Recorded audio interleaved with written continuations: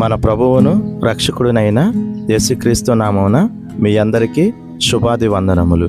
ఈరోజు దేవుని వాగ్దానం 2 తిమోతి 4వ అధ్యాయం 7వ వచనం. నేను మంచి పోరాటము పోరాడి తిని నా పరుగు కడముట్టించి తిని నా విశ్వాసమును కాపాడుకుంటేనే. పౌలు గారు ఒక అద్భుతమైన బలాన్నిచ్చే, విశ్వాసాన్ని బలపరిచే ఒక మాటను తెలియజేస్తున్నారు.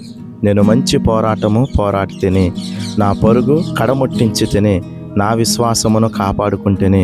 పౌలు గారు ఎన్ని కష్టాలు ఎదురైనా, వేదనలు ఎదురైనా, జైలు జీవితాన్ని అనుభవించిన, అనేకమైన హింసలు పడ్డా కూడా దేవుడు తనకు అప్పగించిన పనిని బాధ్యతగా చివరి దినం వరకు కూడా నిజాయితీగా నిర్వర్తించారు. తన యొక్క విశ్వాసాన్ని కాపాడుకున్నారు. మనం కూడా అదే విధంగా ఉండాలి. మన జీవితంలో ఎదురయ్యే కష్టాన్ని చూసి, బాధను చూసి, శ్రమను చూసి, వేదనలు చూసి దేవుని యొక్క విశ్వాసం నుంచి తొలగిపోకుండా, దేవుడు మీ అందరికీ అప్పగించిన పనిని విడిచిపెట్టకుండా నిజాయితీగా మీ యొక్క చివరి దినం వరకు కూడా మీ యొక్క విశ్వాసాన్ని కాపాడుకుంటూ ఆయన పనిలో నిజాయితీ కలిగిన క్రైస్తవులుగా మీరందరూ ఉండాలని మన ప్రభువును రక్షకుడునైన యేసుక్రీస్తు నామమున మీ అందరికీ ప్రేమతో తెలియజేస్తున్నాను.